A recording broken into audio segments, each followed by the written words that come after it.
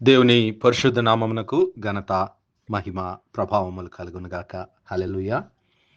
మరొకసారి ఈ Christmas Bible ధ్యానములకు మీ అందరినీ మన రక్షకుడు ప్రభువైన యేసు క్రీస్తుల వారి పరిశుద్ధ నామంలో ప్రేమతో ఆహ్వానిస్తున్నాను. ప్రియులారా, యేసు క్రీస్తు ప్రభుల వారు మన సమాధానముగా ఈ లోకంలో ఉద్భవించాడు. 2000 సంవత్సరాలకు పూర్వం మన అపరాధముల చేత, మన పాపముల చేత, మన ఇష్టానుసారముగా జీవిస్తూ దేవునికి వ్యతిరేకంగా మనం జీవిస్తూ ఉన్నప్పుడు మన పక్షమున దేవుని తీర్పును భరించి మనకు పాప క్షమాపణను, సమాధానాన్ని అనుగ్రహించడానికి క్రీస్తు ప్రభుల వారు మన సమాధానంగా ఈ లోకంలోనికి వచ్చాడు. మన పాపములను భరించడానికి పరిశుద్ధుడైనటువంటి క్రీస్తు ప్రభుల వారు పాపముగా చేయబడ్డాడు. ఈ విషయాన్ని గురించి దేవుడు తన ప్రవక్తల ద్వారా తెలియజేస్తూనే ఉన్నాడు. ఈ దినము ప్రవక్త అయినటువంటి యెహెజ్కేలు ద్వారా దేవుడిచ్చినటువంటి వాగ్దానాన్ని ఒకసారి జ్ఞాపకం చేసుకుందాం. యెహెజ్కేలు గ్రంథము 34వ అధ్యాయం 11వ వచనం నుంచి మనం గమనిస్తే, మరి ఇశ్రాయేలు ప్రజలు తన గొర్రెలను కాపాడటానికి దేవుడే రాబోతున్నాడని, దావీదు వంశమందు ఆయన జన్మించి వారితో సమాధాన నిబంధనను చేస్తానని దేవుడు వాగ్దానం చేస్తున్నాడు. యెహెజ్కేలు గ్రంథము 34వ అధ్యాయం 11వ వచనం నుంచి గమనిస్తే, ప్రభు అయిన యెహోవా సెలవిచ్చినదేమనగా, ఇదిగో నేను నా గొర్రెలను వెదకి వాటిని కనుగొందును. తమ గొర్రెలు చెదిరిపోయినప్పుడు కాపరులు వాటిని వెదుకున్నట్లు నేను నా గొర్రెలను వెదికి చీకటి గల మబ్బు దినమందు ఎక్కడెక్కడికి అవి చెదిరిపోయినో అక్కడ నుండి నేను వాటిని తప్పించి ఆయా జనులలో నుండి వాటిని తోడుకొని వచ్చి ఆయా దేశములలో నుండి వాటిని సమకూర్చి వాటి స్వదేశములోనికి వాటిని తెచ్చి పర్వతముల మీదను వాగుల యొద్దను దేశమందున్న సకలమైన కాపురపు స్థలములందును వాటిని మేపెదను. నేను మంచి మేతగల చోట వాటిని మేపెదను. ఇశ్రాయేలు యొక్క ఉన్నత స్థలముల మీద వాటికి దొడ్డి ఏర్పడును. అక్కడ అవి మంచి దొడ్డిలో పండుకొనును. ఇశ్రాయేలు పర్వతముల మీద బలమైన మేతగల స్థలములందు అవి మేయును. నేను నా గొర్రెలను మేపి పరుండబెట్టుదును. ఇదే ప్రభువగు యెహోవా వాక్కు. దేవుని నామానికి మహిమ కలుగును గాక. ఇక్కడ దేవుడు తన ప్రజలైన ఇశ్రాయేలు ప్రజలను గురించి, వారిని తన ప్రజలుగా, తన గొర్రెలుగా, మరి గొర్రెలుగా ఆయన బోధిస్తూ మాట్లాడుతూ ఉన్నాడు. మరి వారి యొక్క చీకటి సమయంలో, వారు మరి బలహీన సమయంలో దేవుని విడిచి వారు దేవునికి దూరంగా పారిపోయారు. దేవునికి విరోధంగా జీవిస్తూ చెదిరిపోయినటువంటి ఆ గొర్రెలన్నిటినీ, చెదిరిపోయిన ఇశ్రాయేలు ప్రజలందరినీ తిరిగి యెరూషలేమునకు రప్పిస్తాను. నేను కాపరినై వారిని ఇదిగో మంచి మేతగల చోటికి, పర్వతముల మీదను వాగుల యొద్దను దేశమందున్న సకలమైన కాపుర స్థలములందు యెరూషలేములో వారందరినీ ఉన్నత స్థలములో సమాధానంతో వారిని నింపుతాను. నేనే వారికి కాపరిగా ఉంటి నేనే నా గొర్రెలను మేపి పరుండబెట్టుదని అంటున్నాడు. హల్లెలూయా. మరి యోహాను సువార్త 10వ అధ్యాయం 10వ వచనంలో యేసు క్రీస్తు ప్రభుల వారే ఆ యొక్క గొర్రెల కాపరి. నేను గొర్రెలకు మంచి కాపరిని అంటున్నాడు యేసయ్య. మరి ఇంకా ఇదే 34వ అధ్యాయంలో ఆయన అంటున్నాడు, కాబట్టి ప్రభువైన యెహోవా ఈ మాట సెలవిచ్చుచున్నాడు, ఇదిగో నేనే క్రొవ్విన గొర్రెలకును చిక్కిపోయిన గొర్రెలకును మధ్య భేదము కనుగొని తీర్పు తీర్చుదును. అంతేకాదు, యెహోవానైన నేను వారికి దేవుడనయ్యుందును, నా సేవకుడైన దావీదు వారి మధ్య అధిపతిగా ఉండును. హల్లెలూయా. 24వ వచనంలో యెహోవానైన నేను వారికి దేవుడనయ్యుందును, నా సేవకుడైన దావీదు వారి మధ్య అధిపతిగా ఉండును, యెహోవానైన నేను మాట ఇచ్చి ఉన్నాను. హల్లెలూయా. మరియు అవి అరణ్యములో నిర్భయముగా నివసించినట్లును అడవిలో నిర్భయముగా పండుకొనున్నట్లును నేను వారితో సమాధానార్థ నిబంధన చేయుదును. హల్లెలూయా.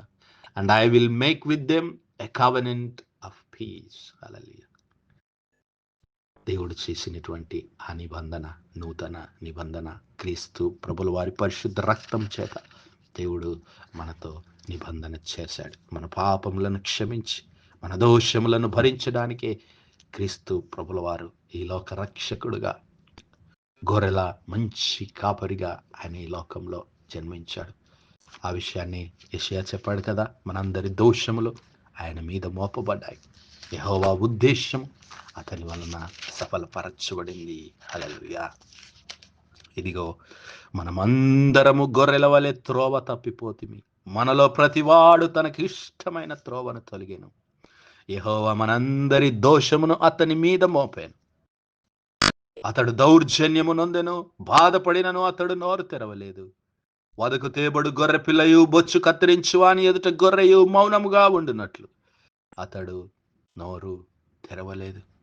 నిశ్చయముగా అతడు మన రోగములను భరించెను, మన వ్యసనములను వహించెను. మన అతిక్రమ క్రియలను బట్టి అతడు గాయపరచబడెను, మన దోషములను బట్టి అతడు నలుగగొట్టబడెను.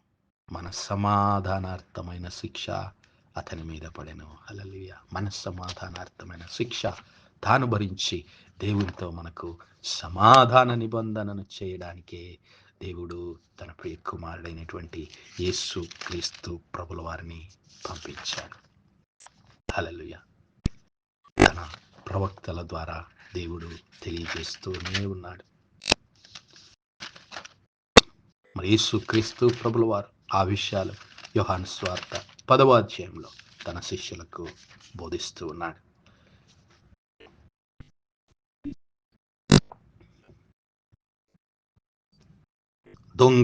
దొంగతనమును, హత్యను, నాశనము చేయుటకు వచ్చును గాని మరి దేనికి రాడు.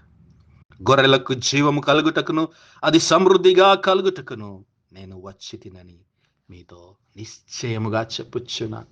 యోహాను సువార్త 10వ అధ్యాయం 11వ వచనంలో ఇంకా ముందుకు చదువుకుంటే, నేను గొర్రెలకు మంచి కాపరిని, మంచి కాపరి గొర్రెల కొరకు తన ప్రాణం పెట్టును. హల్లెలూయా. మంచి కాపరి గొర్రెల కొరకు తన ప్రాణం పెట్టును. జీతగాడు గొర్రెల కాపరి కాడు గనుక గొర్రెలు తనవి కానందున తోడేలు వచ్చుట చూచి గొర్రెలను విడిచిపెట్టి పారిపోవును. తోడేలు ఆ గొర్రెలను పట్టి చెదరగొట్టును. జీతగాడే కనుక గొర్రెలను గూర్చి లక్ష్యము చేయక పారిపోవును. నేను గొర్రెల మంచి కాపరిని. హల్లెలూయా. క్రీస్తు ప్రభుల వారు దావీదు వంశమందు జన్మించి దేవుని వాగ్దానము చొప్పున, దేవుడు వాగ్దానము చేసిన మాదిరిగా ఇశ్రాయేలుతో దేవుడు నిబంధన చేస్తానన్నాడు. నేను మాట ఇచ్చి ఉన్నాను అన్నాడు దేవుడు. వాటిని మేపుటకై నా సేవకుడైన దావీదును వాటి మీద కాపరిగా నియమిస్తాను. హల్లెలూయా. గొర్రెలను మేపడానికి, దేవుని గొర్రెలను మేపడానికి ఇదిగో నా సేవకుడైన దావీదును వాటి మీద కాపరిగా నియమిస్తాను. అంతేకాదు అతడు వాటికి కాపరిగా ఉండి వాటిని మేపును. యెహోవానైన నేను వారికి దేవుడనై యుందును. నా సేవకుడైన దావీదు వారి మధ్య అధిపతిగా ఉండును. యెహోవానైన నేను మాట ఇచ్చి ఉన్నాను, మరియు నేను వారితో సమాధానార్థ నిబంధన చేయుదును. హల్లెలూయా.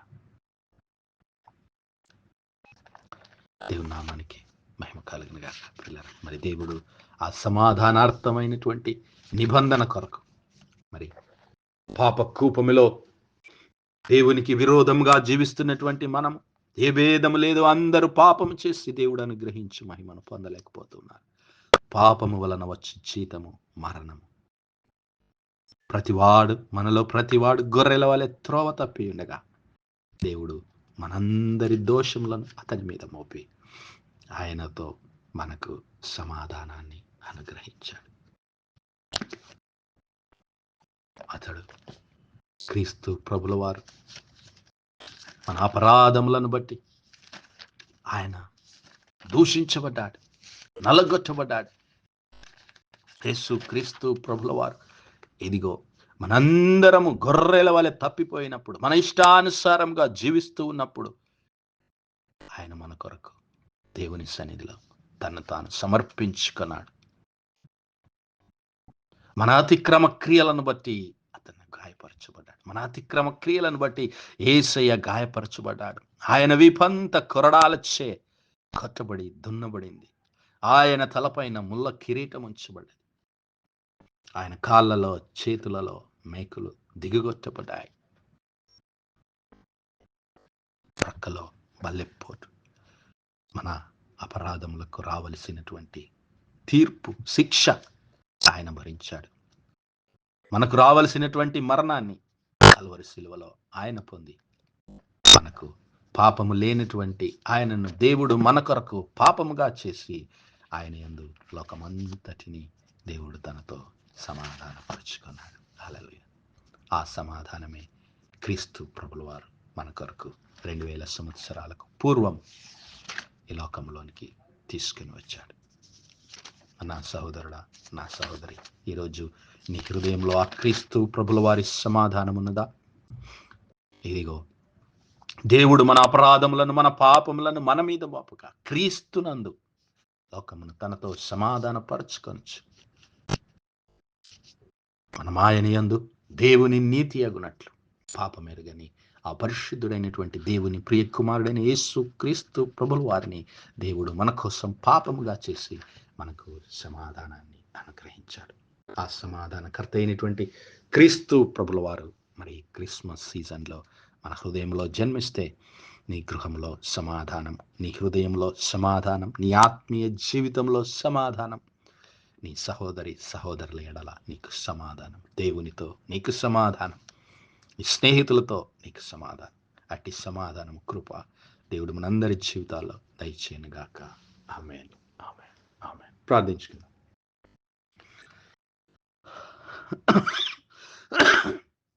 హల్లెలూయా, హల్లెలూయా, హల్లెలూయా, హల్లెలూయా. స్తోత్రం, స్తోత్రం, స్తోత్రం, స్తోత్రములు తండ్రి. అత్యంత కృపాభరితుడువు, అత్యున్నత సింహాసనంపై ఆసీనుడవైన మా ప్రియ ప్రభువా, క్షమ కలిగిన మా దేవా, సైన్యములకు అధిపతి వాగు మా యెహోవా తండ్రి, కృపా కనికరములు గల మా ప్రభువా, సూర్యోదయం మొదలుకొని ఇంత మటుకు మా ప్రభువా మీ చల్లని రెక్కల నీడను భద్రపరిచి అయ్యా మరొకసారి మీ ప్రియ కుమారుడు మా ప్రభు అయిన యేసు క్రీస్తుల వారి పరిశుద్ధ నామములో దేవా మీ కృపా సింహాసనం యొద్ద ప్రార్థించడానికి సజీవ లెక్కలో మమ్మల్ని లెక్కించిన మీ ప్రేమకు వందనాలు, కృతజ్ఞతాస్తుతులు, స్తోత్రాలు, స్తోత్రాలు, స్తోత్రాలు చెల్లిస్తున్నామయ్యా. దీనిమెల్లా మీ యొక్క పరిశుద్ధాత్మ సహాయం, నడిపింపు, ఆదరణ, సహవాసాన్ని మాకు ఇచ్చిన దేవా మీకే స్తుతులు, స్తోత్రాలు చెల్లిస్తున్నాం.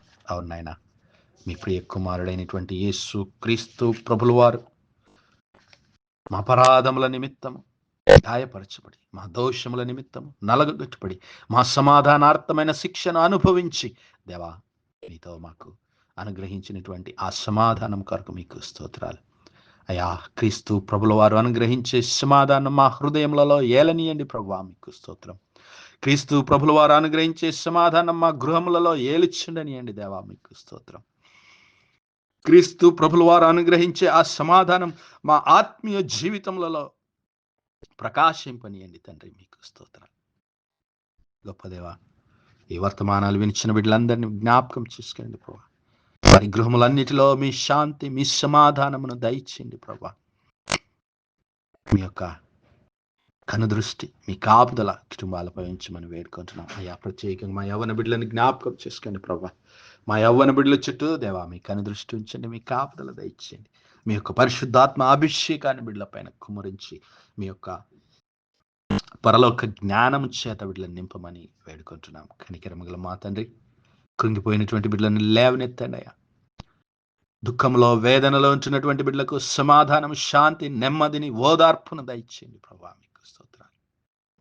మరి క్రిస్మస్ యొక్క ఆనందము, క్రీస్తు ప్రభుల వారి యొక్క జన్మదినంను జ్ఞాపకం చేసుకుని అయ్యా తమను తాము సిద్ధపరచుకోవడానికి సమాధానంతో మీ సన్నిధానంలో కొనసాగే కృప, యోగ్యత, భాగ్యము వాళ్ళ ప్రతి ఒక్కరికి దయచేయమని సమస్త మహిమ, ఘనత, ప్రభావాలు మీకే చెల్లిస్తూ మా ప్రభును, మీ ప్రియకుమారుడు, మా రక్షకుడైన యేసు క్రీస్తుల వారి పరిశుద్ధ నామమున ప్రార్థించి వేడుకుంటున్నాం మా పరలోకపు తండ్రి. Amen, amen, amen. God bless you all. Praise the Lord. Shalom.